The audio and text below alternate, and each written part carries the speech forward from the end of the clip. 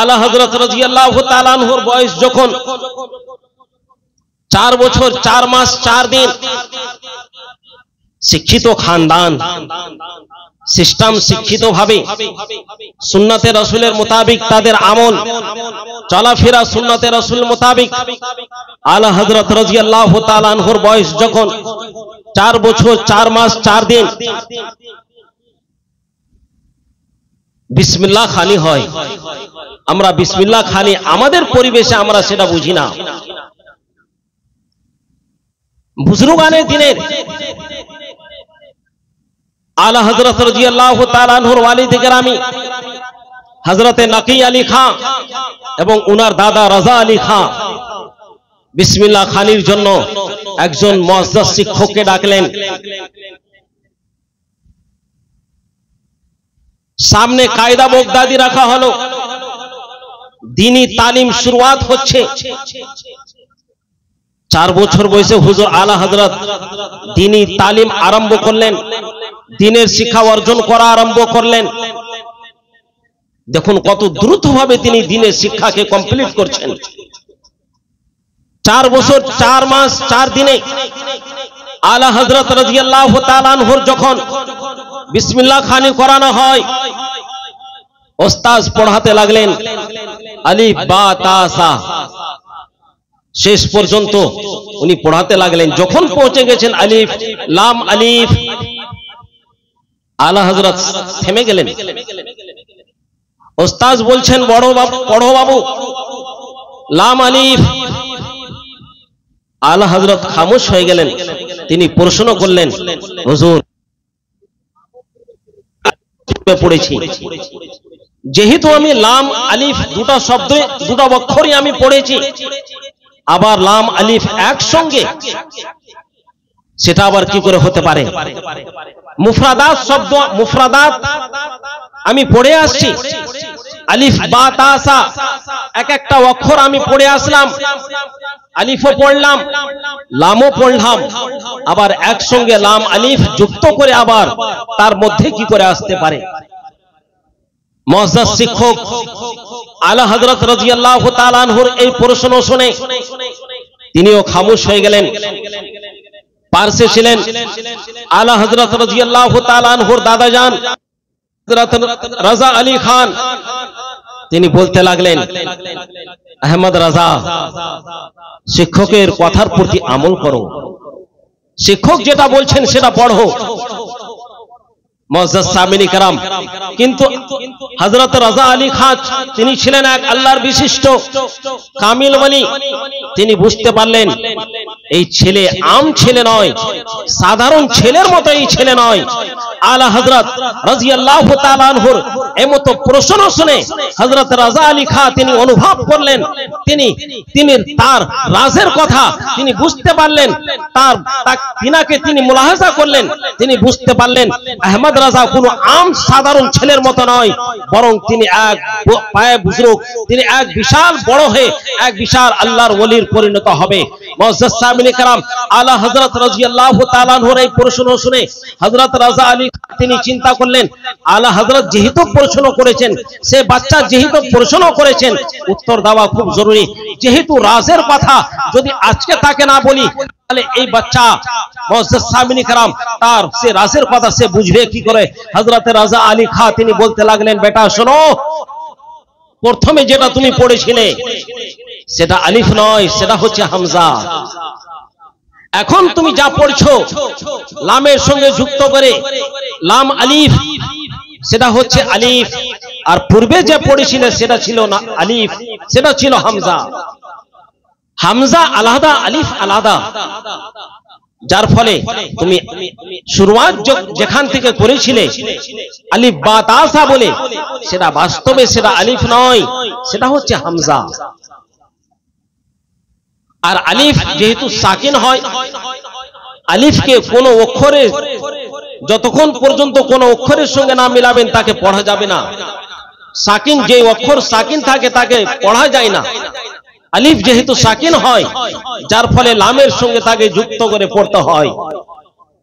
আলা হযরত বলতে লাগলেন, হুজুর যদি কথা এটাই থাকে আলিফ সাকিন আছে তাকে সিঙ্গেল পড়া যায় না, আপনি সে আলিফকে বায়ের সঙ্গে লাগিয়েও তো পড়তে পারতেন, তায়ের সঙ্গে লাগিয়েও তো আপনি পড়তে পারতেন, জিমের সঙ্গে লাগিয়েও তো আপনি আমাকে পড়াতে পারতেন, লামের সঙ্গে কেন তাকে যুক্ত করে আমাকে পড়াচ্ছেন? আলা হযরত রাদিয়াল্লাহু তাআলা আনহুর এই প্রশ্ন শুনে হযরত রাজা আলী খাঁ তিনি রাজের কথা বুঝতে পারলেন। বলছেন, বেটা শোনো, अलिफ और लाम के साथ सीरतन सूरतन दोनों ताल्लुक है, দুই ধরনের সম্পর্ক রয়েছে। হযরত রাজা আলী খাঁ তিনিও খুব জ্ঞানী ব্যক্তি ছিলেন, বিশিষ্ট আল্লাহর ওলি ছিলেন, শিক্ষিত তিনিও কম ছিলেন না।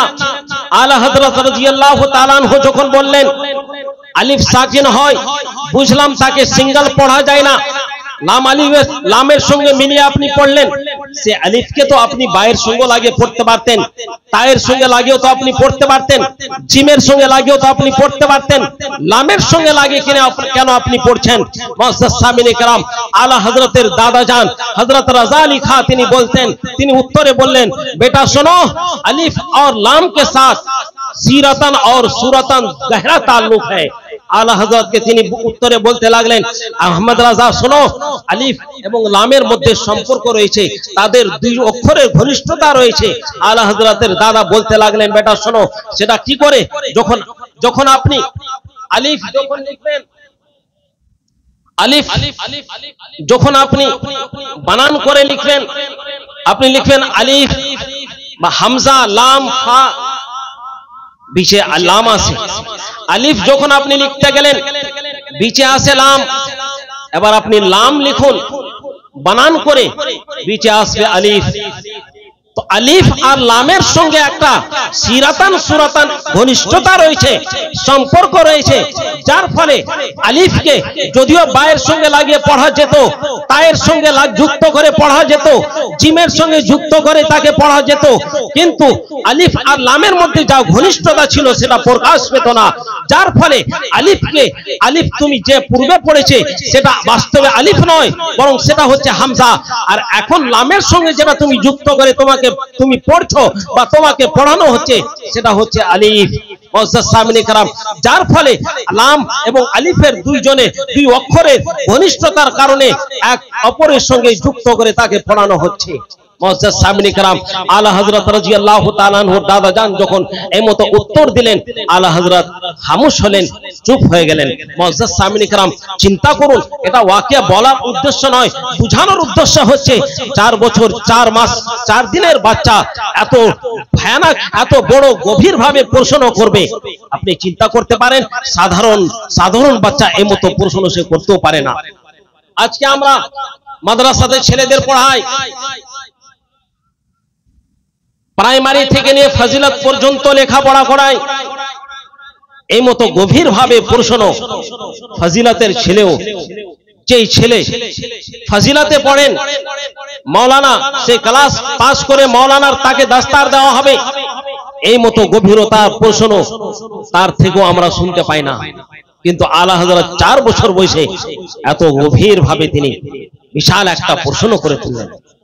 আলা হযরতের দাদা তিনি বুঝতে পারলেন এই বাচ্চা কোনো সাধারণ বাচ্চা নয়, আম বাচ্চা নয়, বরং সেই বাচ্চা হচ্ছে খুব আগে গিয়ে এক বিশাল আল্লাহর ওলির পরিণত হবে। মুআজ্জাজ সামিনে কেরাম, আমি খুব সংক্ষিপ্ত ভাবে আলোচনা করার চেষ্টা করছি। আলা হযরত রাদিয়াল্লাহু তাআলা আনহু এমতো তিনি ইলমে দ্বীন হাসিল করতে থাকেন।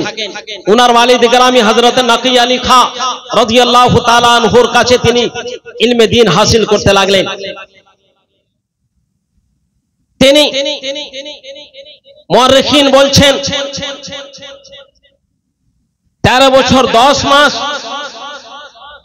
প্রায় উলুমে দ্বীন মুরাওয়াজ্জা, যে মাদ্রাসায় আমরা, আপনার পার্শ্বে মাদ্রাসা চিন্তলা রয়েছে বা আশেপাশে আর বড় বড় ইদারা রয়েছে, ফাজিল কোর্স করতে 14 বছর বা 12 বছর সময় লাগে। আলা হযরত রাদিয়াল্লাহু তাআলা আনহু 13 বছর 10 মাস প্রায় এই অল্প সময়ের মধ্যে তিনি সমস্ত উলুমকে কমপ্লিট করে নিলেন। মুআজ্জাজ সামিনী کرام, এ হচ্ছে আলা হযরত রাদিয়াল্লাহু তাআলা আনহুর শান। 13 বছর বয়সে, 13 বছর 10 মাস বয়সে তিনি মুরাওয়াজা উলুমে দ্বীন সম্পূর্ণভাবে কমপ্লিট তিনি ইলমে দ্বীন হাসিল করে নিলেন। একজন কাবিল যোগ্য আলিমের পরিণত হয়ে গেলেন। মুআজ্জাজ সামিনী کرام আলা হযরত রাদিয়াল্লাহু তাআলা আনহু যখন ইলমে দ্বীন কমপ্লিট করলেন, প্রথম ফতোয়া যা তিনি লিখেছিলেন সেটা হচ্ছে রাজাতের মাসলা। রাজাতের মাসলা যখন তিনি সেই ফতোয়া যখন তিনি দিলেন, সেই প্রশ্ন উত্তর লিখে যখন উনার ওয়ালিদে গ্রামী হযরত নাকি আলী খাঁ রাদিয়াল্লাহু তাআলা আনহুর দরবারে যখন তিনি পেশ করলেন, হযরত নাকি আলী খাঁ রাদিয়াল্লাহু তাআলা আনহু সেই প্রশ্ন উত্তর দেখে তিনি দঙ্গ হয়ে গেলেন, তিনি hayran হয়ে গেলেন। আলা হযরত রাদিয়াল্লাহু তাআলা আনহুর এই প্রশ্নের উত্তরকে দেখে তিনি বলতে লাগলেন, বেটা আজ থেকে তুমি এই দারুল ইফতাতে বসবে, এই মাসলাতে আজ থেকে তুমি বসবে, আর ফতোয়া নবীসির কাজ, ফতোয়া লিখার কাজ তুমি আজ থেকে করবে। মুআজ্জাজ সামিনী کرام আলা হযরত রাদিয়াল্লাহু তাআলা আনহু প্রায় 14 বছর বয়সে মাসনাদে ইফতা অর্থাৎ যেই জায়গাতে বসে মুফতিয়ানে کرامগণ প্রশ্নের উত্তর লেখেন, ফতোয়া দেন, সেই জায়গায় বসে তিনি 14 বছর বয়সে তিনি সেই জায়গাতে বসে গেলেন। আর যত ফতোয়া আসতো, যত প্রশ্ন আসতো, সমস্ত প্রশ্নের উত্তর তিনি লিখতেন এবং সমস্ত প্রশ্নের উত্তর দিয়ে তিনি এমন ভাবে জবাব দিতেন, সেই জবাবে কোনো প্রশ্নের কোনো শোষা থাকতো না, কোনো রাস্তা থাকতো না যে এই রাস্তা এটা এই প্রশ্ন হতে পারে, এই উত্তরে এই প্রশ্ন জাগতে পারে, কোনো তিনি রাস্তা বাকি রাখতেন না। মুআজ্জাজ সামিনী کرام আলা হযরত রাদিয়াল্লাহু তাআলা আনহুর এই হচ্ছে দিমাগ, ইনার হচ্ছে জেহেন, ইনার হচ্ছে সালাহিয়াত বা কামাল। তিনি একজন আলিম, বিশিষ্ট আলিমে দ্বীন ছিলেন। মুআজ্জাজ সামিনী کرام মুআররিখিন আরো বলেন, আলা হযরত